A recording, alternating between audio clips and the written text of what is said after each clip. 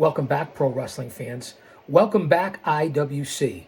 It's your old buddy, the guardian of chaos, Big Daddy. And I tell it like it is. I'll say that to say this. Another episodic YouTube adventure here on Guardian of Chaos, the YouTube channel for Chaos Corner and Story Time.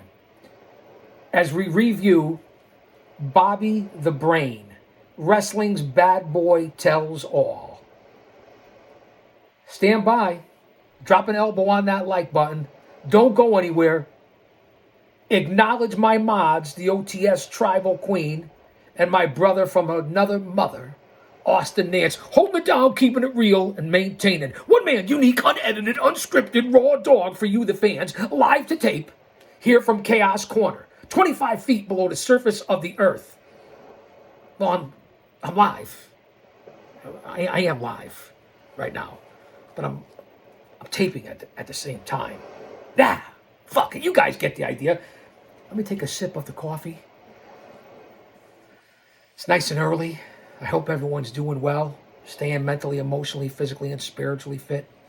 Shout out to our Lord and Savior, Jesus Christ. I give all praise to him, because without him, none of this happens. Live in faith, not in fear. It's my little message here on the channel, and that's from the heart. Much love and respect to all you guys out there.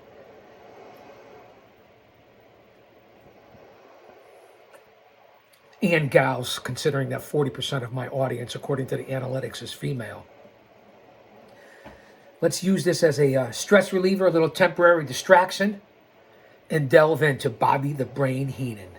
Story time here on Chaos Corner.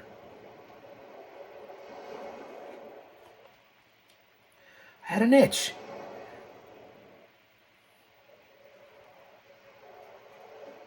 In WCW, I began what would be the worst 6 years of my life. It was more unprofessional than any place I'd ever worked. I knew going in that it wasn't going to be the same as the WWF. I already knew guys who were there who had told me that it was run like a circus. I went there for the money and to be close to home. The first week, I was in a booth to do voiceovers for the television shows with Tony Schiavone. I watched a guy throw a drop kick. It missed by about 4 to 5 inches.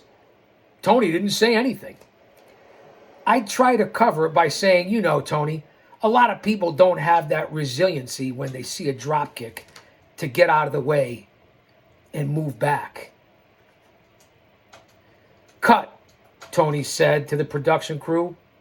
He looked at me and said, don't cover it up. Don't bring any attention to it. Inevitably, that missed dropkick would show up in the highlights after the match. Hello, McFly. And you see Schiavone still on all these years later in AEW doing the same garbage. Remember, this book was written and released in 2002.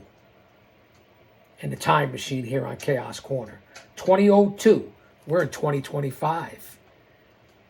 The names and the faces change, but the game doesn't change. Don't hate the player, hate the game. If I can make that relatable to you.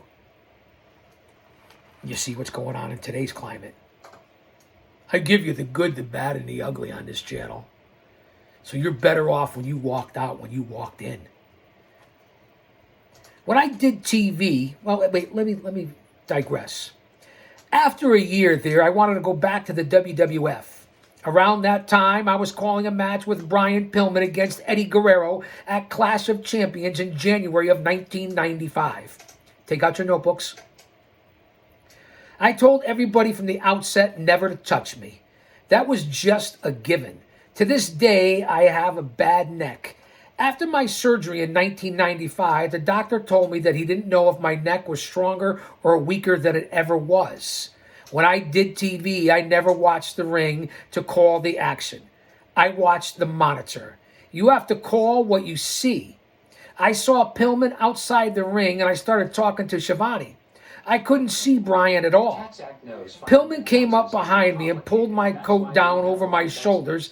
I didn't know if it was a fan or what. I stood up and said, "What the fuck are you doing?" I threw my headset off and started walking up the aisle. I stopped myself and thought, no, I'm going to finish it. Eric Bischoff didn't like what Pillman had done. I said, "Hey, you hired the guy. What's he coming over and touching me for?" Now, this is an infamous story, if you guys remember. Phil Pillman apologized too. I said, "That's okay, you scared me. I didn't know who it was." They have since erased those tapes. There's no record of it anyplace unless someone taped it on the live broadcast, which we have right down here in the Vault of Chaos Chronicles. And hopefully, pending copyright, because you know I'm on appeal with copyright right now. You know that, right? I might put that up in real time. How about that? Or real time for the day in 1995. "I honestly thought I was going to get fired for that one," Heenan said. "I didn't like the idea that they didn't tell us what was going on. You never felt wanted there. You always felt like the foster kid from a domestic dispute who had to stay somewhere for a month.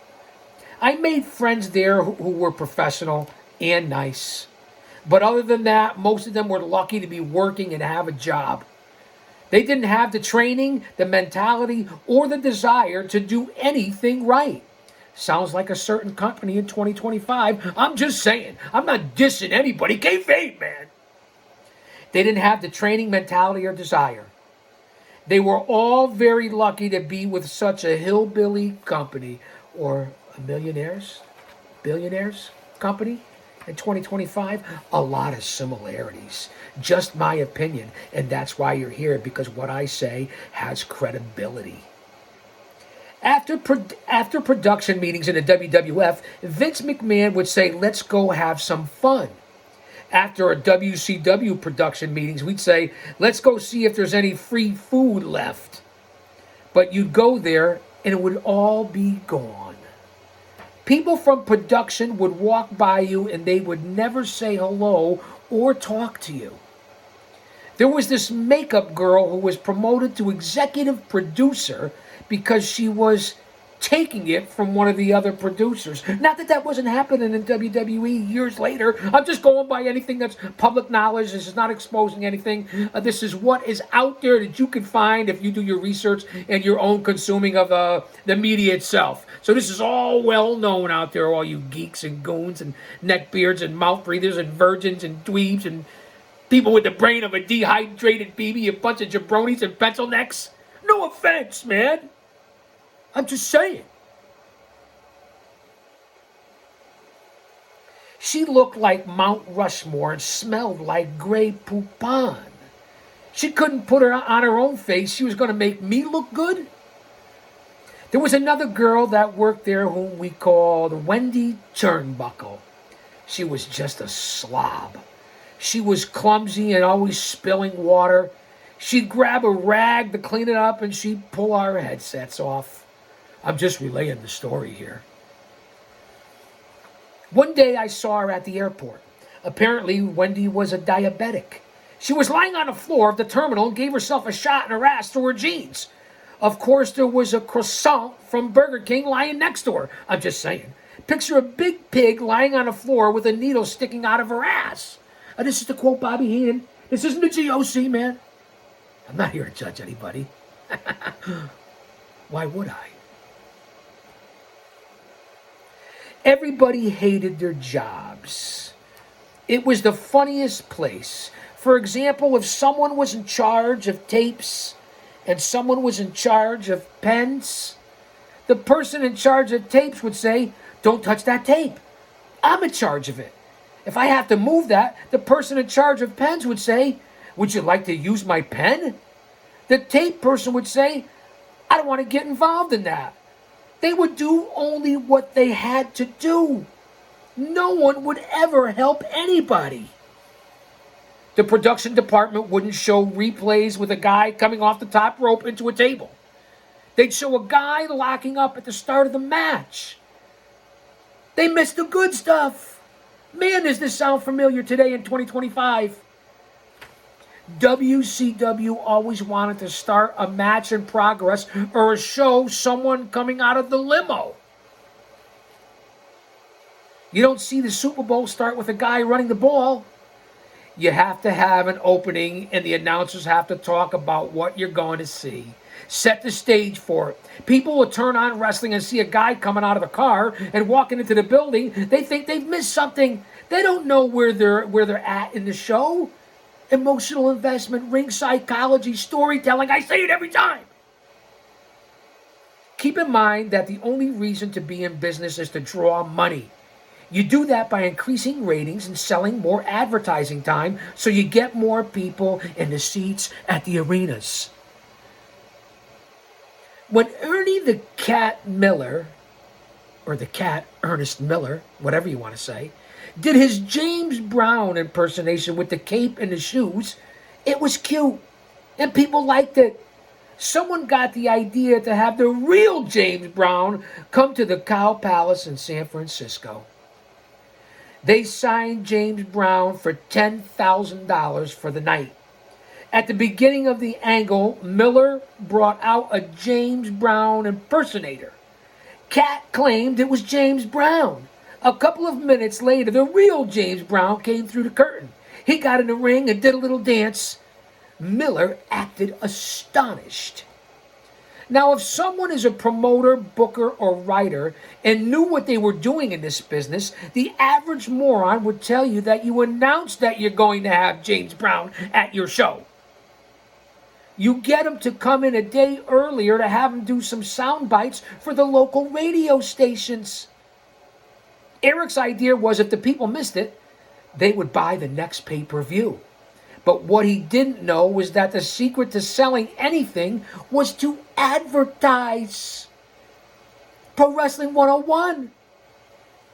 Are you with me? Are you with me? Yes. But what he didn't know was that the secret to selling anything was to advertise, as I repeat that. He gave away 10 grand for nothing. WCW even put the belt on actor David Arquette, which was a bad idea. But there was one nice thing about the whole situation. The money that Arquette made wrestling in WCW went to the families of the late Brian Pillman and Owen Hart. How many of you knew that? He didn't even know them. Everyone made fun of him.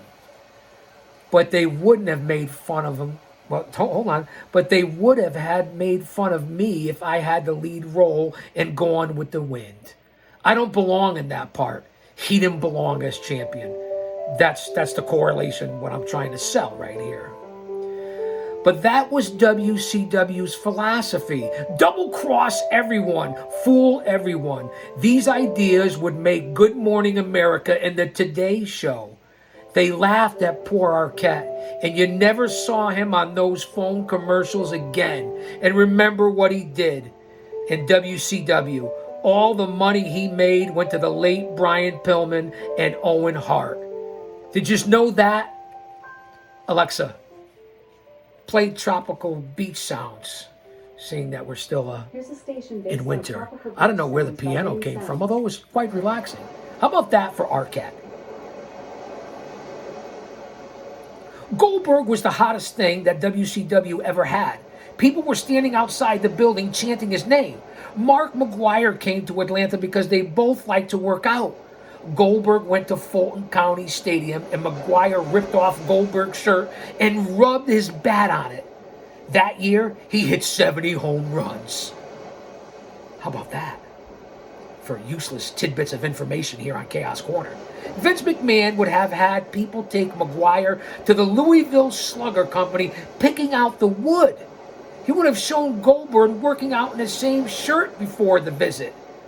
WCW didn't send anyone to the stadium because it wasn't their idea. They never wanted to take responsibility for those kinds of things. Hence, that's why when I just reviewed WCW Monday Nitro's last show, where Vince and Shane McMahon and the whole McMahons and Raw's War and the simulcast in March of 2001, I just reviewed it here on the channel in 3 parts. Go back and check it out. This was right before then, and now you know why. Hopefully it doesn't happen to AEW because it's good for competition. It's a much-needed, viable alternative. Let's see what happens. But it sounds like history repeats itself here on Storytime. That's why I'm presenting this to you from Bobby the Brain Heenan, who lived it, the late, great Bobby Heenan. I hope you guys are enjoying the content. Only original content on this channel moving forward because of YouTube. And that's for you, YouTube. You still owe me money, too, as well. I know you do. You haven't gotten back to me. Take away the commercial ads, the whole 9 yards, and make a nickel. I do this out of love, motivation, passion. You understand that, right? And I know somebody's watching. Otherwise, it wouldn't have happened. And I wouldn't have the Midnight Chaos Rider telling the story within the story here on this channel. But it makes for entertainment, that's for sure. Yeah, I'm crazy. Say it. Well, I'm not crazy. No one would make a decision on anything. And the decisions they did make were bad. They made Kevin Nash as the booker along with Terry Taylor and some other guys. And Nash went out and beat Goldberg. The hottest thing WCW had. Nash likes to play the good guy, but he was all about himself. Say what you want, big boy. I love you. I respect you. We were on the same events together. But if the truth is the truth, man. Nash always loved... Nash shouldn't have beaten a man that was over like Goldberg was. The time to beat Goldberg was when it was time to pass the torch. Andre did that for Hogan. He let Hogan beat him. Plus, WCW needed to go all the way with Goldberg and build him up, but they didn't have that capacity. Nash always loved showing two guys fighting in the back, but the camera would cut back to us and we would never comment on it. He had to do it like a television segment, as if we didn't know what was happening. When he would do something in the back, he would always clear out the hallway. He should have had people walking by to make it look normal. They always had fights in abandoned parts of the building. Why would they be in that part of the building? No one else was there. A lot to be said about Nash, who talks loud on X. I get it, Hall of Famer, legend. You know what you know, but doesn't mean you're always right. When Goldberg's winning streak ended, that was the beginning of the end. That in the match between Hogan and Nash, where Hogan pushed Nash down with one finger and pinned him, the finger poke of doom, whatever the fuck you want to call it. How absurd was that? All that with 40,000 people in WCW's own backyard of Atlanta, the home company. After that show, Mike Tenay and I told Tony that the handwriting was on the wall. He shot back with, "You bunch of paranoid sons of bitches." How are the Braves doing, Tony? When I worked with Mike Tenay, we used to call his wife Karen Fingers. Any salt shaker on a restaurant table went home with her. Mike never took a bump for a living, but he did when Jeff Jarrett hit him with a guitar. Most of the guitars were gimmicked. That one wasn't, and it hurt. I always wondered how many times Jarrett could hit someone with a guitar. He went through more of them than Johnny Cash. Tenay was the perfect guy to make fun of with all the knowledge he had. Lee Marshall was hard to work with because he wouldn't come back on me like Monsoon did.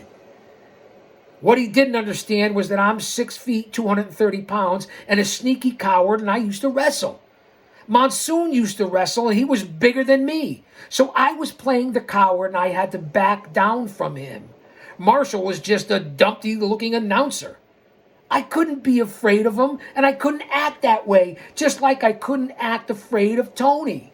It all makes sense. That's why the GOC at 6'1" and 330 pounds went over as the manager, because I could play it both ways. The videos are right here on the channel. Navigate a lot of my career right here on the channel with all the heroes, legends, young lions, veterans, rookies, superstars, and talent. You'll see it here and find out what the fuck I'm all about and how I'm the best kept secret on this platform. With that being said, hold on, we're only 20 minutes in. Alexa, play Tropical Thunderstorm sounds. Here's a station. I'm going to have to unplug this bitch. Sounds by No Nature offense. Sounds Nature Music. Don't go anywhere. you're just getting in, Bobby the Brain Heenan. WCW years.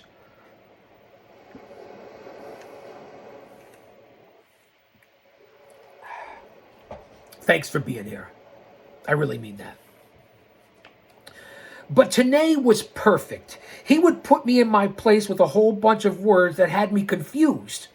I would try to figure out what he would say about me, but I wouldn't fight him. Marshall was the kind of guy you'd want to hit. Guys like Gordon Soley you had respect for and wouldn't touch. Gene Okerlund, too. I never liked guys grabbing Gene during interviews. Some would say that grabbing someone as if you were really going to assault them takes away from your credibility. But that's ridiculous. Redonkulous. If you're a masked guy who just ate a chair and teamed up with the Wolfman against two midgets and a woman in a cage, where's the credibility in the first place? Mike is a real smart guy. Everything I needed to know, I'd ask Mike because he eavesdropped on the wrestling world. He always did his homework, but was dissatisfied in WCW. He would ask questions and people would just scratch their heads. It was fun working with Mike, and I respect him and Fingers, his wife, a lot. Wait a minute. Tenay was here. Where's my wallet? Tenay's still active in today's business. Mike Tenay is gold.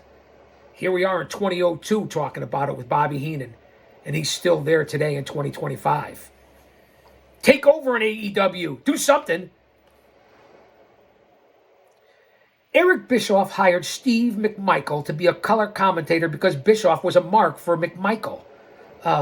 Mark is not a derogatory term that refers to a wrestling fan who believes that the sport is real. In that case, however, it just means that Bischoff had a blind devotion to McMichael. So let's not get crazy with the word mark. We're all marks at one time or another, you mark. McMichael was not a good wrestling announcer. And it's not because he was not a good announcer. For example, I couldn't do hockey for a couple of reasons. First, I can't say the names. They look like eye charts. Second, it's very hard to do hockey because it goes back and forth very quickly. McMichael was a good athlete and a good football player, but he just didn't know what to say or when to say it when it came to wrestling. Did I say that fast enough for you? McMichael would say, that guy's going to kill him, when you would never say that. I also think he found professional wrestling hard to get excited about and treat as real when he came from the Chicago Bears in Super Bowl circa 1985. McMichael eventually became a wrestler. He debuted at the Great American Bash in 1996. And when he teamed with Kevin Green against Arn Anderson and Ric Flair, whom I managed that night, it was a match where McMichael turned on Green and joined Anderson and Flair. I didn't care how good a shape you're in, whether you were a wrestler or a basketball player, you still can tell when a guy is out of wind. McMichael may have been able to play football all those years, but wrestling is different. A wrestler can blow up just from being nervous. I was outside the ring and I saw him on all fours sucking air. Just when I saw his stomach go in, I gave him a stiff boot in the gut and knocked the wind out of him. Back in the dressing room, he said, "Weasel, you got me." You can tell anybody that, I said. You played 10 years in the NFL? You have a Super Bowl ring? You're going to tell everyone that I kicked you and knocked the wind out of you? He never told a soul. I told everybody. Up until the time I arrived in WCW, I never heard a wrestler say, let's go out there and put on a bad show to screw the people. In WCW, I heard a couple of guys say that they had a bad match and they hoped that they killed the town so they didn't have to come back. Whether there were 1 million people in those stands or just 50, entertain them. That's what I've always said, and that's why independent pro wrestling is the backbone of this fucking industry. The fact that there were only 50 people in the stands was not their fault. It was the promotion's fault because they're not good enough on television to get people interested to come out and watch. Just like in the indies of 2025. You got to put asses in seats. There were so many factions in WCW. Kevin Sullivan was the booker one week. Then it was Kevin Nash. Then Terry Taylor, who would never tell anybody the truth. Jimmy Hart would help. Arn Anderson would try to do his best. Mike Graham would try as well, but no one was told anything. One group wouldn't talk to another group. One group kept secrets from another group. At Vince's production meetings, we would go over every part of what's going on. Anything to add, anything to subtract, it would go on for 2 or 3 hours. I'd go into a WCW production meetings and they would read us paper and that was it. I could read. Sometimes we would go out there for television and we wouldn't get a format sheet until the second or third match. WCW would also try to do these ridiculous worked shoots. One day in the hall, Diamond Dallas Page got into a fight with Buff Bagwell. They both wanted everyone to believe that it was real, but they were working, fighting in the hall in front of the boys. Dave Finley, one of the other wrestlers, and I were sitting there laughing our asses off because they were using worked punches. The ideas were interesting too. Someone's always watching, you see that, right? Just know that Big Brother's always watching as well. Meet Flip.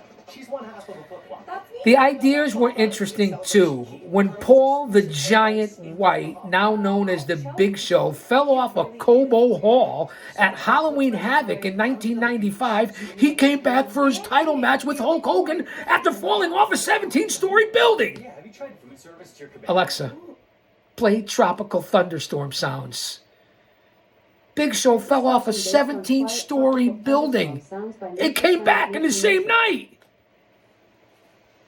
They were going to put a fish in his trunks and say he fell into the Detroit River. I told people that they expected him to fall off the roof, so they put airbags on the ground to cushion his fall. What else are you going to say? A guy fell off the building and came back for his championship match. WCW at the time, I got to say, was the Shiznits. That's right, Carney. No one at WCW knew how to promote the big man. He didn't know how to be a giant because he started taking bumps right away. Andre would never do that. The giant was just a big guy who was an average wrestler. He was not a true giant.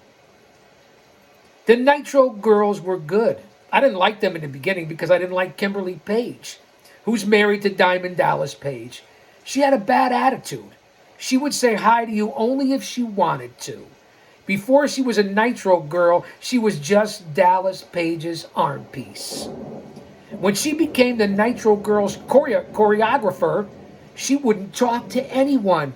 I didn't care. One less person I had to bother with. The Nitro girls could dance and they looked good, but they started making them into wrestlers. They couldn't work and no one wanted to see them work. It's like Elizabeth and all the other female managers. You can't have a woman manager. There's no payoff.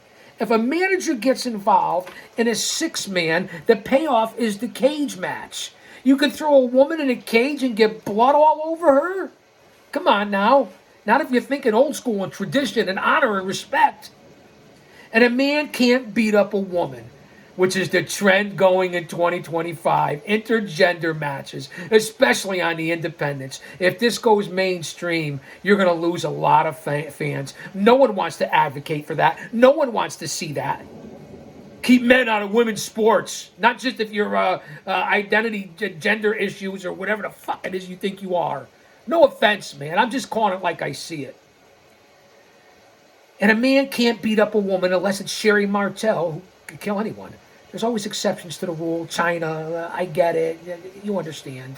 No one wanted to see a man slam Liz or punch her, but they would want to see them do it to me. Hello. McFly. The WWF is a wrestling company that needs television to survive. WCW was a wrestling company that just happened to be on TV because it was owned by a television company. The difference, hello, we were the only thing making them money. We had better ratings than the Atlanta Braves, but WCW was always the whore sister of Time Warner and the Time Warner family. The kind that goes out every night, turns tricks, and makes money. The family lives in a big home, drives new cars, and dresses nice. But they don't want to tell anybody where their money's coming from or where they're getting it. We were making more money than any division of that company, but no one wanted to give us any credit for it because it was wrestling. WCW was like the city of the living dead. No one spoke and there was no camaraderie. The underneath guys didn't like the Mexicans. The middle guys like Chris Benoit, Dean Malenko, and Eddie Guerrero were never going to get a break because Bischoff liked to use Kevin Nash and other big guys. Most of the people in WCW couldn't find their ass with both hands. I suggested an idea once on an angle with Cactus Jack and Max Payne. Eric told me, "We do all that? You just stick to announcing. You're just an announcer." How disrespectful by Bischoff. And now I like Bischoff and agree with him in a lot of different ways. We've even met before. No, we weren't pecker checking, but you get the idea. We were in the same latrine. Quick conversation. Had to escort him out so the other geeks that came in there to try to ask for autographs, I can get him away out of the Mohegan Sun. That's a true story. Everybody got to step on each other's toes, or step on each other's dicks, literally. I suggested again. Bischoff said I was just an announcer. I said, fine, I never gave them another idea. It hit me. I would go in and get my check every 2 weeks. I had first-class airfare, expenses, guaranteed salary, medical, and I only worked a couple of days a week. How nice it must be. I didn't care about anything. All I cared about was doing my job and getting my money. Sounds like a current company in a lot of ways. I didn't care if a guy came out dressed like a goose. I just wanted to get out of there. It wasn't fun anymore. When it's not fun, it's hard to work and it comes across. And that's a fact, even here on this channel. WCW was run by people who were not in the business. Sam Mushnick was never in the business. Neither was Dennis Hilgard. Neither was Wally Carbo. But they knew how to promote. These guys in WCW, it wasn't their money. It was Ted Turner's money. They didn't have an idea how much money they were making or losing. Neither did they care. Sure, Nitro was number one for 83 weeks. Hence the Bischoff podcast in today's age. But that was because of Vince McMahon. Kind of like how AEW was successful in 2019 and 2020 and 2021. Not so much because of AEW, but because of Vince McMahon. He was running those vignettes on Hogan being old, Savage being old. It made people aware of where Hogan and everybody were, so the fans started watching WCW. During that time, stand by. During that time, the announcers were criticizing the WWF product on air. I never knocked Vince one time. Eric Bischoff asked me, "Are you still working for him?" I said, "No, Eric, I'm not working for him. The reason I don't knock him is that I spent 10 years there. How stupid would I look to rip on the WWF? I'm hired by this company to put over this product. Sears people don't talk about J.C. Penney." The brain was ahead of his time in all ways. One night, Vince had a pre-recorded Raw show against a live Nitro. The WWF switched their title that night to Mankind. This is all well documented. Eric announced the finish and what was going to happen on Raw. His mentality was that the people would know the finish and not want to watch it. Everybody watched it. Vince did a 7 that night in the ratings. We did a 2. Bischoff was even challenging Vince to matches in the ring. If that match ever happened, Vince would have killed him. Eric Bischoff is like every other guy that got into wrestling that didn't have the wrestling mentality or wasn't from the business. This guy was a kickboxer. I always called him Kung Fu Charlie. Yeah! He won different colored belts from some strip mall doing taekwondo with a bunch of 11-year-old kids barely touching each other, which I guess is, in some circles, a good thing, right? Yeah, I know, but this is life. This is life wrapped up in chains. We're all wrapped up in chains. Hence, having your spirituality. Bischoff never did anything but kickbox. He'd threaten people. He's going to kick this guy's ass and this and that. I never had a problem with Eric. He gave me 3 contracts and 2 raises, but he just wasn't a friendly guy. He even admitted it when I asked him to go have a few beers with me. Think about that. To put it simply, Eric Bischoff wanted to be Vince McMahon. Vince is Neiman Marcus. Bischoff is Walmart. He just couldn't be Vince. He didn't have it. Maybe he does for other things, but not for wrestling. He told me one day, I'm going to put stake in Vince McMahon's heart, pull it out, and do it again. That stake is located in someone else's body, and it's in a different area. And that's the truth. Bischoff would say to me, you never took a company to the top for 83 weeks like I did. I've been to the top in a lot of companies for 36 years, not for a year and a half. That's success if you could do it for more than that. Vince has done it. Bischoff hasn't. They wouldn't tell us the finishes of the matches or the angles that were supposed to air. Bischoff justified that by saying, we want you to react like it was a shoot.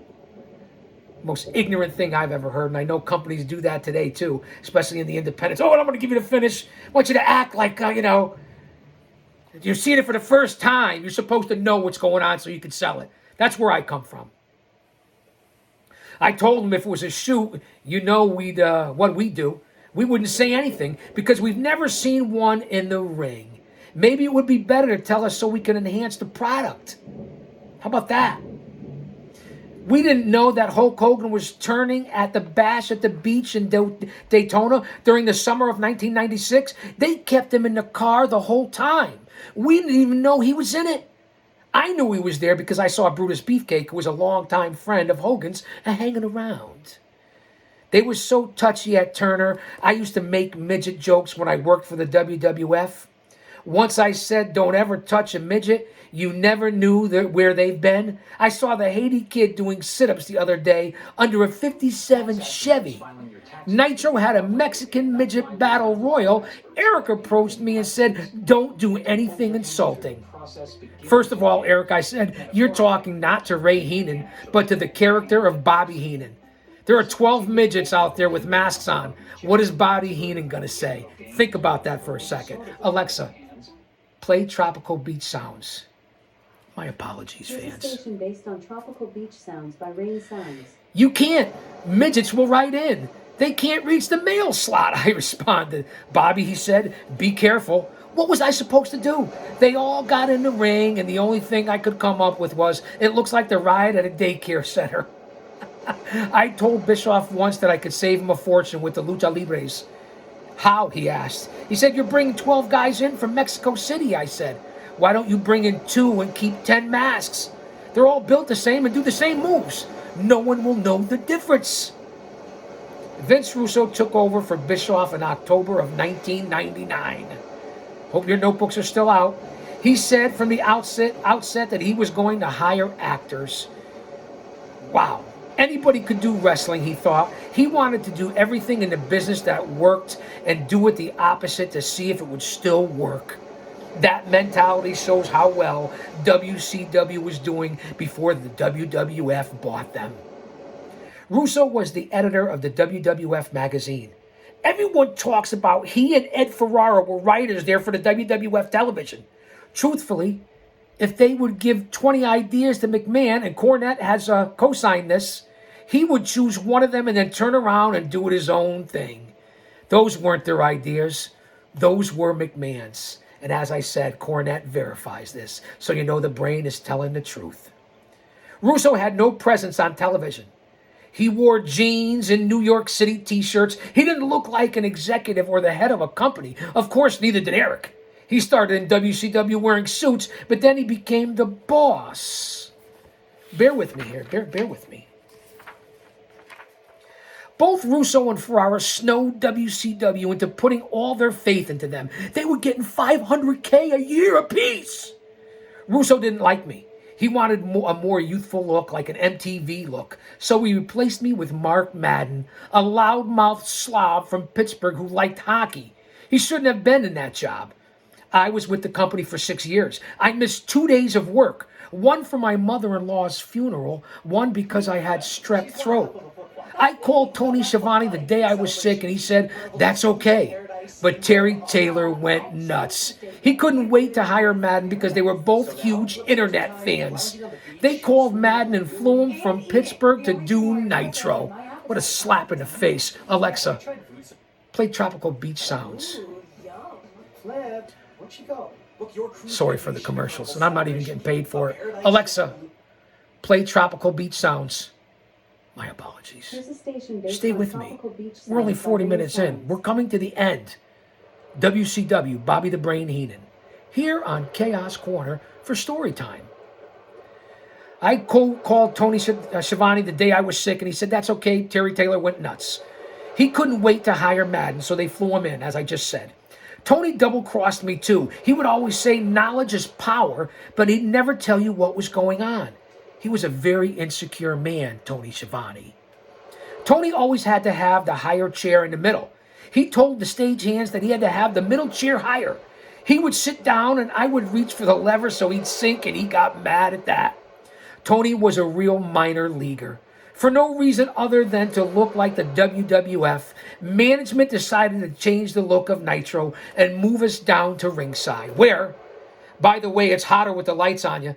Tony decided to change his look and wear a leather jacket to the set. I think he maybe should have checked the calendar as it was July. He was soaking wet the whole night, and Tony Schiavone doesn't keep well in warm weather.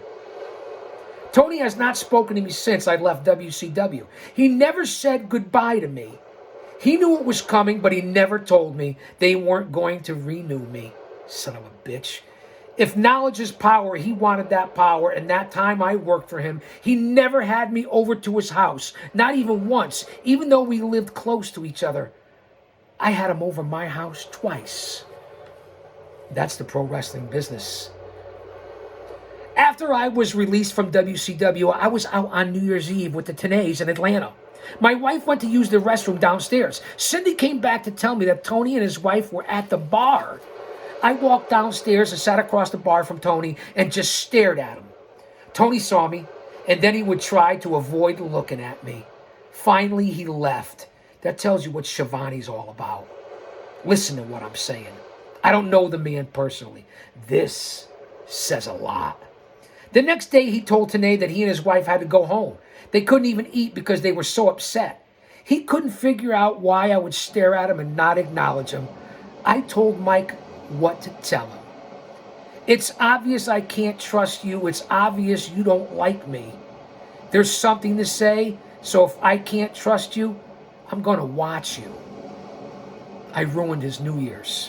1 week after I got sick with strep, Tony told me, you're not going to be doing Nitro. They're going to try out different guys to see how they'll work down the road. I said, okay, what do you want me to do? Do you want me to do the pay-per-views? I figured I would ask Vince Russo. I approached him and asked him if he needed me for the pay-per-views. Tony ran up and stood right in front of me, probably winking at Russo. Russo said, I'll get back to you on that. He never did. About the same time, WCW was fighting a lawsuit over racial discrimination filed by a bunch of wrestlers who felt the company wasn't using enough minorities. Even back here, fans. Suddenly they had Booker T, their world champion. They had Stevie Ray doing the announcing. The Cat became the commissioner. If the allegations came up in court, WCW could defend themselves by saying that they had a black world champion, a black commentator, and a black commissioner. Here in Black History Month. They took me off Thunder and had me doing Worldwide, which was taped in Atlanta for syndication. It was just a horrible show with no production values. I was doing that once a week for 40 minutes. That was fine with me. I had lost my desire anyway. I didn't want to go to Sturgis, South Dakota, and all those other places. The pay-per-view in Sturgis were dangerous, those pay-per-views, to quote Heenan. All the bikers arrived at noon, and the pay-per-view didn't start until 7. They drank all day in the hot sun. There was no flooring, just gravel, which gave them something to throw. I did the commentary with Tony Schiavone and Dusty Rhodes. When I walked out to the announcer's table, the people cheered me and I waved to them. Dusty nudged me and said, I thought you were a heel. Not when they have rocks and we're stationary. We wave to them. All my desire was gone. I didn't know if it affected my performance because I didn't know if it was bad or good. No one ever told me. We all have good and bad ideas. There were some matches that nobody cared about. There were some things you could just not hype. It's like a guy bringing you to an 80-year-old hooker. She doesn't look good, so why does it matter? Good point. In November of 2000, with my contract up in December, but with an option for another year, my telephone rang. They didn't even have the class to bring me in. Craig Leathers, who hired the beautiful Grey Poupon lady, called me. He said, Bobby, I have some bad news. I thought, oh no, they're going to re-up me. Give me another contract. They decided not to pick up the option for the next year. How come, I asked. You make too much money for what you do. I said, well, give me more to do. He said, there isn't anything to do. You took me off Nitro, Thunder, and pay-per-views. I shot back. You're paying 3 people to do what I did and still paying me my money? Then Craig had the balls to ask me if I would work until the end of the year. Craig, you just fired me. You want me to work until the end of the year? I'll tell you what. I've never taken a vacation in the 6 years I've been here. I have 3 coming. I'll take the first 3 weeks of December off and come back for the last week. I sure hope I'm not rusty. Needless to say, I didn't come back. They wanted me to sign a paper to get paid until the end of the year, but it said that I wouldn't knock WCW in any way or make fun of them. They sent me the paper. I sent it to my attorney. They sent me another paper that said that if I didn't sign that paper and send it back, they'd consider it signed. As I review my notes here. They wanted to make up their own rules. That's how the company was run. Similar to a company today that's having problems. My time in WCW was over. I wasn't worried. I saved my money. And I always told Cindy, 2 can eat as cheap as 1 if you don't eat. And on that note, thanks for being here. Bobby the Brain Heenan. Go back and check out the last 2 episodes before this. Truly unbelievable stories from the Brain. Here on Guardian of Chaos, the YouTube channel for Chaos Corner.